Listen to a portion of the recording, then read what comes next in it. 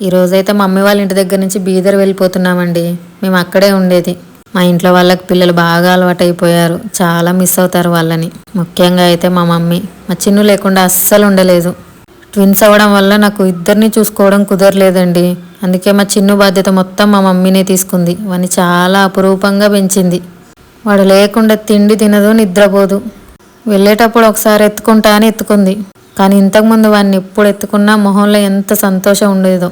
కానీ ఇప్పుడు ఆ సంతోషం లేదు, బాధనే ఉంది.